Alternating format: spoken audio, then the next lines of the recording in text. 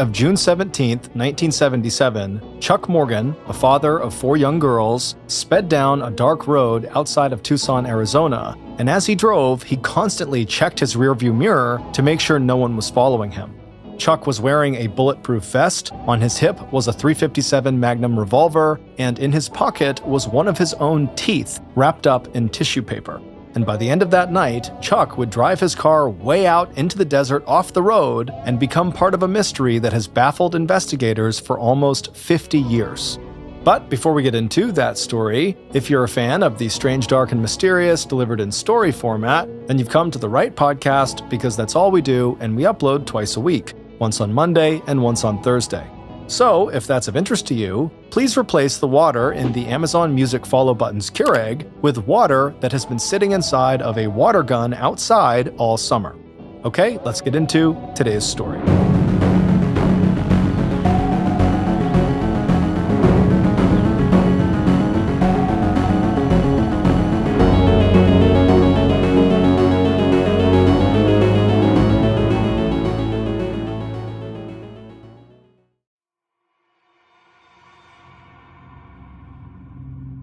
On the morning of March 22, 1977, a 44-year-old woman named Ruth Morgan rushed around her kitchen in the American city of Tucson, Arizona, like she did almost every day.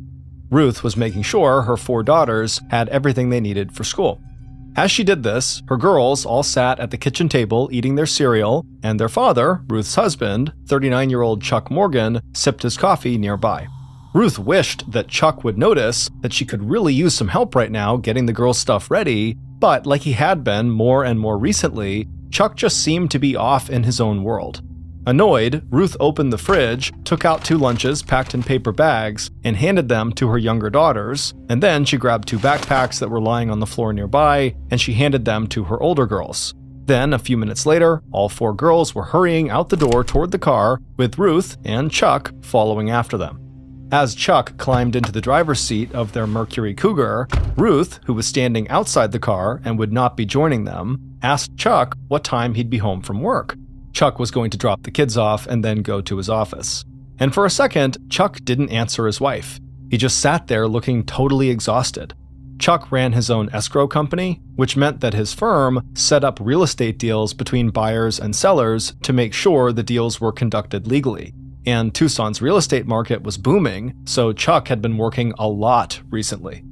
Through the open car window, he turned and told Ruth that he was working on a huge deal, so he didn't really know what time he'd be back.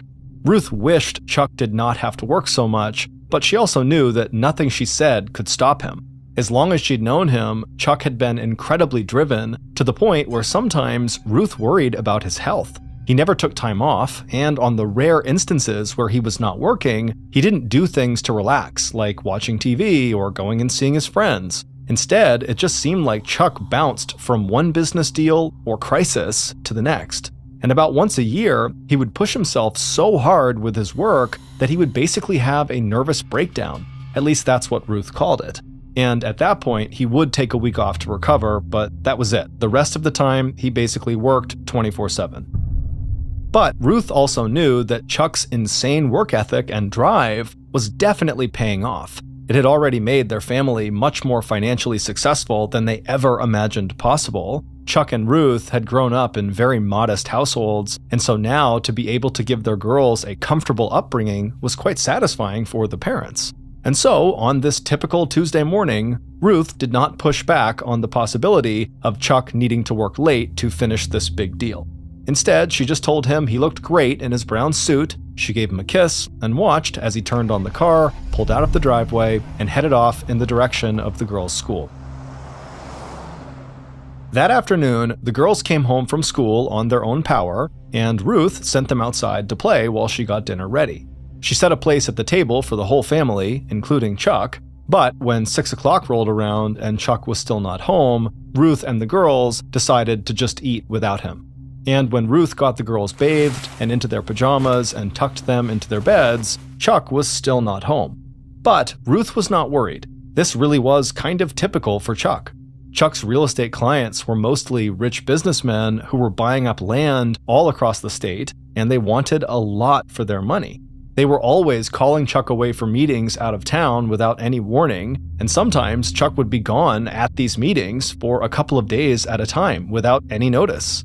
And at the time, in 1977, there were no cell phones, and most people, including Ruth and her family, didn't have answering machines. And so, when Ruth hadn't seen Chuck or heard from him, she just figured he must have tried calling the house earlier to let her know that he would indeed be out super late on this deal, but she just must have missed the call because she was out running errands, and so Chuck would just get back whenever he got back.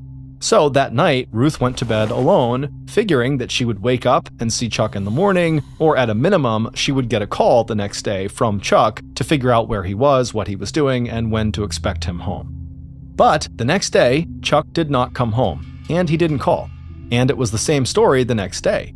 But again, Ruth had seen this behavior from Chuck before. It was rare, but Chuck did sometimes just kind of vanish for days at a stretch on certain deals. And so, at 2 a.m. on March 25th, 3 days after Ruth last saw Chuck or heard from Chuck, it was when he drove off to drop the girls at school, Ruth lay awake in her and Chuck's upstairs bedroom, trying to now convince herself that Chuck was fine, that everything was okay, that this was totally normal. But she now knew that this was officially the longest stretch of time she had ever gone without hearing from Chuck. And deep down, she started to feel like something had to be wrong. But as she lay there stressing out about all sorts of what-if scenarios, she heard the family dog barking downstairs, and instantly, Ruth let out a sigh of relief.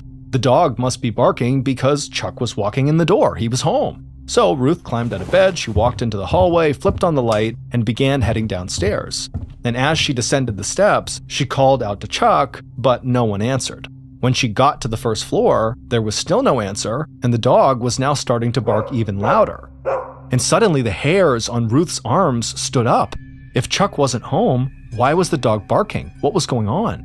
She dashed across the living room into the kitchen, she turned on the light, and saw the family dog up on its hind legs, pawing at the back door and barking. Ruth very slowly crept toward that door and pulled back the curtain that covered a small window on it, and she looked outside. And what she saw took her breath away.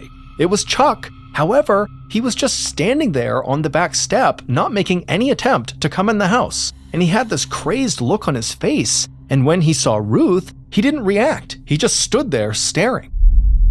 Ruth had no idea what her husband was doing. She was just relieved that he was home. And so she reached down and fumbled with the lock. She opened the door and frantically told Chuck to come in and tell her what was going on. Where had he been? But once the door was open, Chuck kind of just staggered into the kitchen and literally fell into Ruth's arms. She dragged him across the room and put him in one of the kitchen chairs, and then once he was seated, Ruth finally got a good look at her husband and she nearly screamed.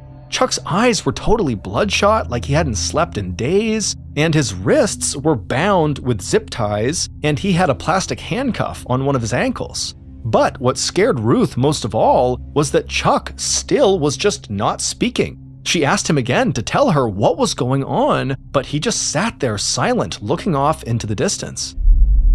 Ruth ran to a kitchen drawer and grabbed a knife, and then she rushed to Chuck and cut the ties around his wrists, and when Chuck's hands were free, he finally began to communicate with Ruth, but not with words, instead with hand gestures. He motioned towards a notepad and pen sitting on the counter nearby, and so Ruth, understanding what he was asking for, reached over and grabbed the pen and paper and handed them to Chuck. And as he wrote, Ruth, who was now kind of hovering over his shoulder, couldn't believe the words on the paper.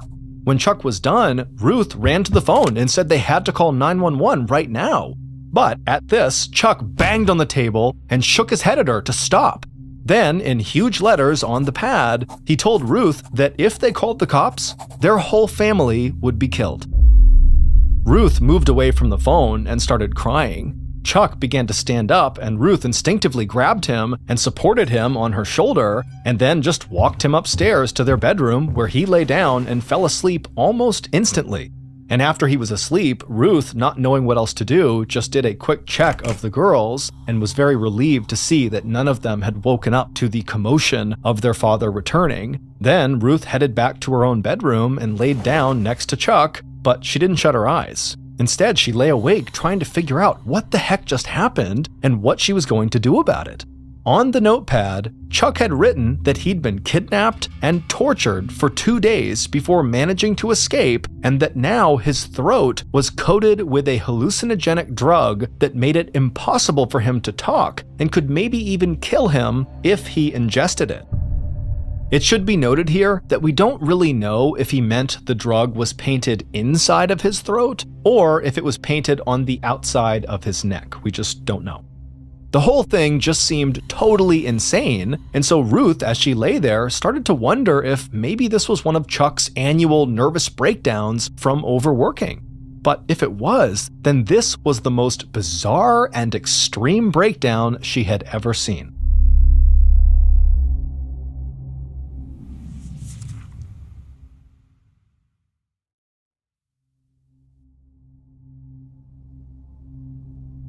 It took almost a week for Chuck to recover from whatever had happened to him, and during that time, he only communicated with Ruth via notes on a notepad. Again, he was convinced there was a drug painted either on or in his throat that he had to avoid ingesting, and so not talking was his solution. At the beginning of this recovery week, Ruth asked Chuck lots of questions about where he had been and what had happened, but again, she got virtually no answers from him. And so pretty early on in that week, Ruth just began focusing on nursing her husband back to health, which included giving him water through an eyedropper because he had written that if he drank too much liquid at one time, this hallucinogenic drug coating his throat might activate and attack his nervous system. Finally, after that week of recovery was up and Chuck got out of bed and started talking again, Ruth now demanded answers about this whole crazy situation. But nothing Chuck said to her made any sense. Chuck told Ruth that owning his escrow business was not his only job. In addition to his escrow business, he was actually an undercover agent for the U.S. Treasury Department. The Treasury Department is a federal agency that investigates financial crimes. Chuck didn't say who had kidnapped him, but he said they knew he had information that could send them to prison for a long time. As Ruth listened to what her husband was saying, she simply didn't believe him. Instead, she thought this really had to be one of his big annual nervous breakdowns, and that eventually he would just snap out of this and be normal Chuck again. And so, when Chuck insisted that Ruth not tell anyone what he had told her about his real identity and the trouble he had now gotten into, Ruth didn't really care and said, "Fine, I won't tell anyone." But over the next couple of months, Chuck did not snap out of it. He did not become normal Chuck. Instead, his mental state seemed to get worse and worse. He started wearing a bulletproof vest and carrying a .357 Magnum revolver, which is a very powerful pistol, whenever he left the house. He also bought a special belt that could conceal a knife in the buckle, and he grew a big thick beard to disguise his face. He was also convinced that someone had bugged their home phone, so he started to leave the house and go to payphones whenever he had to make calls. And whenever Ruth, who was now becoming very seriously concerned for her husband, asked him what was going on or what he was so scared of, he would just tell her the less she knew, the safer she'd be. On the morning of June 7th, so about 2.5 months after Chuck had stumbled in their back door insisting he had been kidnapped and drugged, Ruth wound up driving the girls to school that morning. When she left, Chuck told her he would be going to his office that day. After Ruth left, Chuck headed to a payphone near their house and called his staff, informing them that he would be there in about a half an hour. But he never showed up. And eventually, someone from his staff called the police. Even though Ruth had done what her husband had asked and had not gone to police or told anyone about his strange behavior, she couldn't help but feel incredibly relieved when she heard that the Tucson police had put out a missing person alert for Chuck. However, when the police spoke to her, she opted to continue keeping Chuck's secret, mostly because she was worried if she told them what he told her, they would think he was crazy or dangerous. And so all she told police was that she was just very worried about him and hoped he would come home soon. 9 days later, on the night of June 16th, Chuck had still not been found, he was still missing, no one knew where he was, and this night, Ruth was home, she was sitting on the couch, staring at the television, but she wasn't really watching it. Her mind was wondering where the heck her husband was, and she couldn't help but think that something terrible had happened to him. And as she sat there staring blankly at the TV, the phone rang in the kitchen. And suddenly, Ruth felt a jolt of energy, thinking maybe it was Chuck. And so she ran to the kitchen, she answered the phone, but instead of hearing her husband's voice, she heard a woman's voice that she didn't recognize, and in a quiet voice, the strange woman said, "Ruthie, Chuck is all right. Ecclesiastes 12, 1-8. Then the woman hung up. Ruth just stood there for a second, holding the phone to her ear, listening to the dial tone. Now she was even more confused. Was this some sign that Chuck really was an undercover agent for the Treasury Department, and this woman maybe worked with him there, and maybe she was like his handler, and maybe she was now reaching out to Ruth with some code? I mean, Ruth had no idea, but at least now, Ruth had a clue about what happened to her husband. She had this Bible passage, Ecclesiastes 12, 1-8. So Ruth hung up the phone and ran to a bookshelf in the living room. She stretched up to reach the top shelf and she grabbed her family Bible, and then Ruth rushed with the Bible to the couch. She sat down and flipped through the pages until she got to the book of Ecclesiastes, chapter 12, verses 1-8. Ruth read the verses, but she didn't understand what they could possibly have to do with Chuck. They read in part, quote, "Men are afraid of a high place and of terrors on the road. Remember him before the silver cord is severed and the golden bowl is broken." End quote.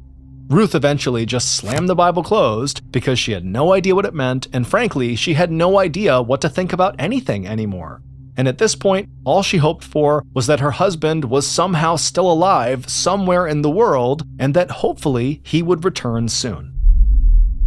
About 24 hours later, on June 17th, Chuck, who was actually only a few miles away from his home, sped through Tucson in his Mercury Cougar, constantly checking his rearview mirror to make sure no one was following him. Then he suddenly turned into the parking lot of a cheap motel where he had been hiding out for the last few days, and he came to a stop.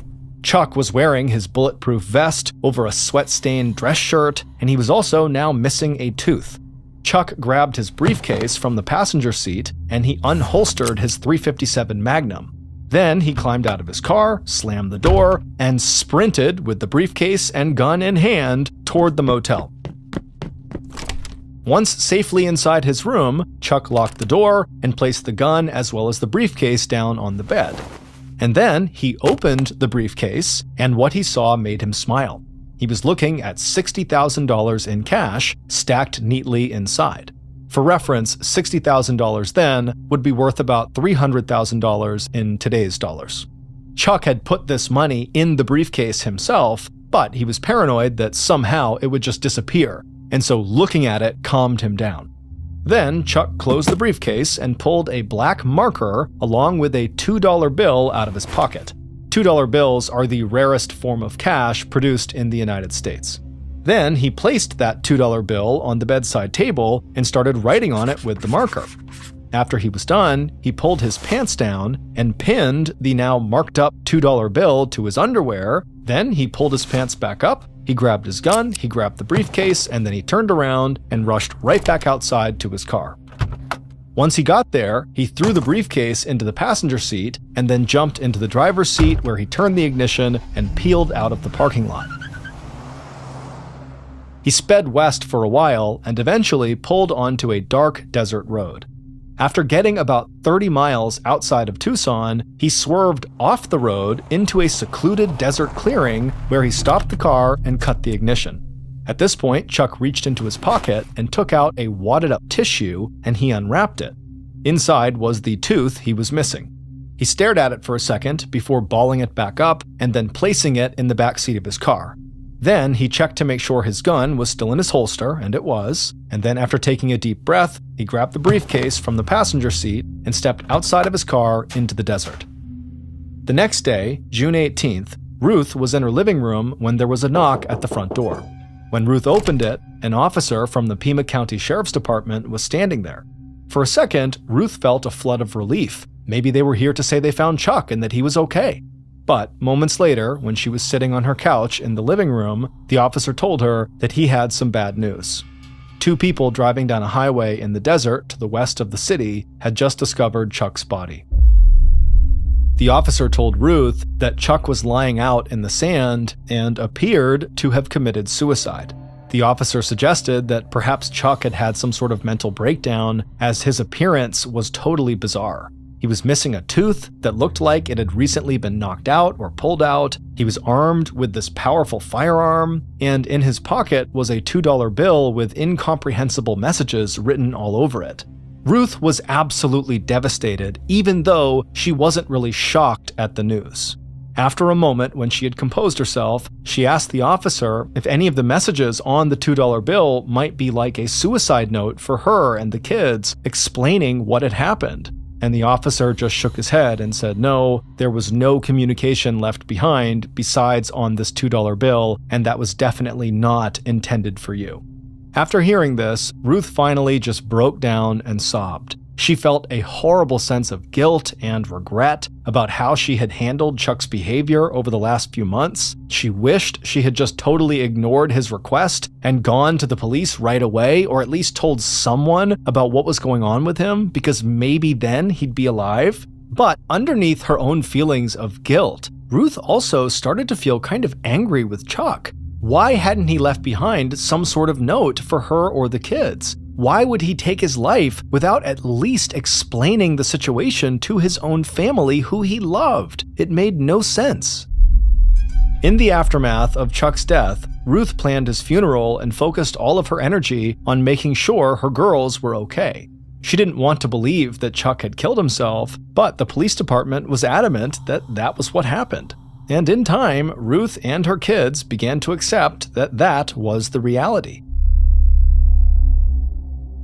Fast forward to sometime in the late 1980s, roughly a decade after Chuck had died, and Ruth was home in the same house she had shared with Chuck when her phone rang.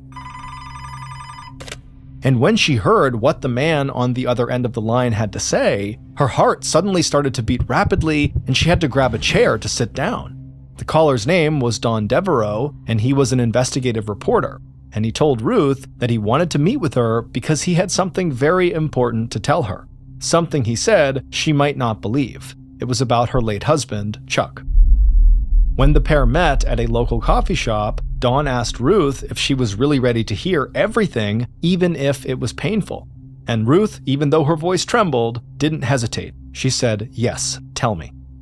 Based on Dawn's independent investigation following Chuck's death, this is a reconstruction of what Dawn believes could have happened on the night of June 17, 1977, the night that police said Chuck committed suicide. According to Dawn's theory, on the night of June 17th, Chuck drove out into the desert, he parked, he stepped out of his car carrying that briefcase that contained $60,000 in cash, he had his .357 Magnum pistol on his hip, and more guns in the car, and as he's standing out there, he sees up ahead headlights suddenly appear a few yards away from where Chuck was standing, and once that car came to a stop, a man stepped out who was wearing a dark suit. Chuck took a step towards this man, but the man quickly pulled out a gun and aimed it at Chuck, and so Chuck froze. The man told him to show him the cash, at which point Chuck did open up the briefcase. The man told Chuck to put the briefcase on the ground and turn around, and so Chuck followed the instructions, believing that in just a few minutes, the nightmare he had been living through would finally be over, and he would be able to drive back home to Ruth and his girls, and then they could move far away and put all of this behind them forever. After turning away from the man in the suit, Chuck stood there listening to the sound of this man walking closer and closer to him. And then this man's footsteps stopped right behind him, and suddenly Chuck would have felt a jerk by his hip, and he would have realized the man in the suit had grabbed Chuck's gun from its holster. And then before Chuck could do anything, this man had fired Chuck's gun into the back of Chuck's head, killing him instantly. Then the man in the suit wiped the gun of his fingerprints and positioned it near Chuck's hand to make it look like Chuck had shot himself. Then the man in the suit grabbed the briefcase, walked back to his car, and drove away, leaving Chuck's body where he fell. Dawn wasn't sure if Chuck actually worked undercover for the U.S. Treasury Department, but Dawn did think that Chuck had somehow gotten involved with organized crime, most likely through his escrow business. Dawn believed that Chuck had been conducting illegal real estate deals that allowed criminals to smuggle drugs into Arizona from Mexico, and then Chuck was then laundering their drug money for them. Money laundering is concealing money gained illegally by transferring it through international banks into legitimate businesses like real estate. Dawn knew that weeks before Chuck's supposed kidnapping, the state of Arizona and the Arizona Attorney General's office had named Chuck as a witness in a trial that involved an organized crime boss. Dawn believed that that crime boss had hired a hitman to kill Chuck to keep him from testifying against him. And most likely, according to Dawn, Chuck had figured this out. And so that was why Chuck had begun carrying a weapon around and wearing a bulletproof vest all the time.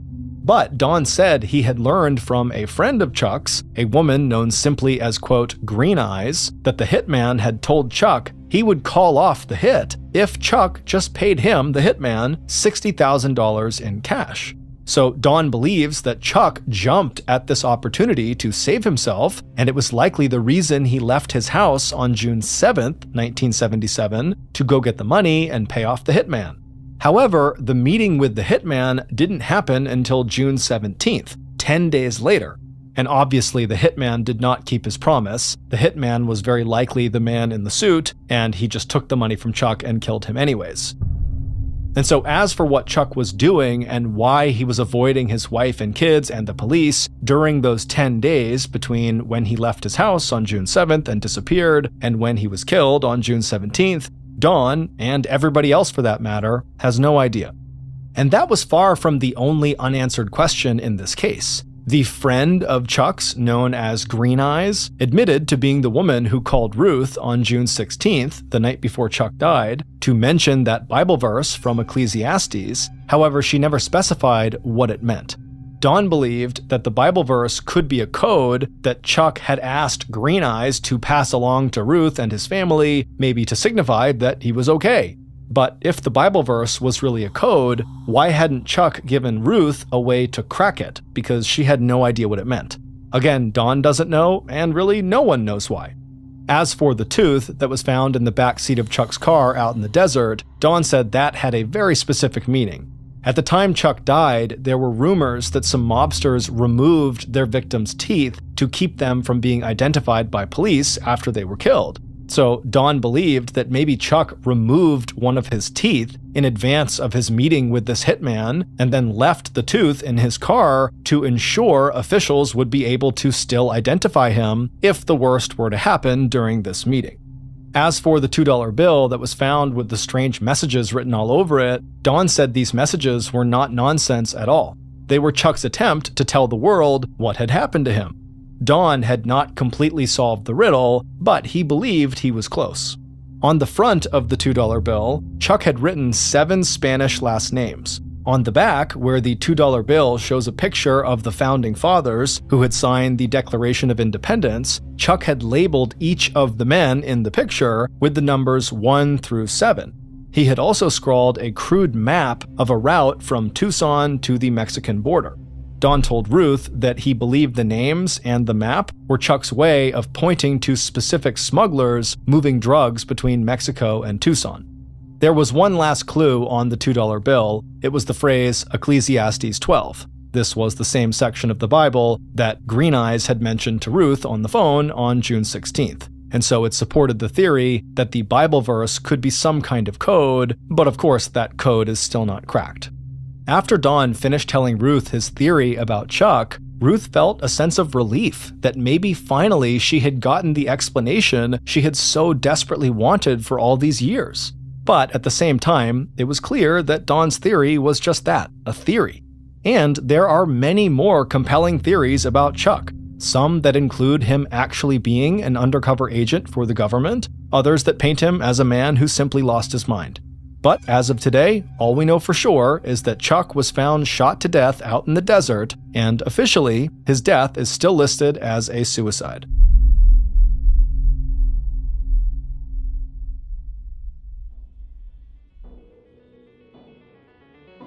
Thank you for listening to the MrBallen podcast. If you enjoyed today's story, be sure to check out our YouTube channel, just called MrBallen, where we have hundreds more stories just like this one, many of which are not available on this podcast. They are only on YouTube. So that's going to do it. I really appreciate your support. Until next time, see ya.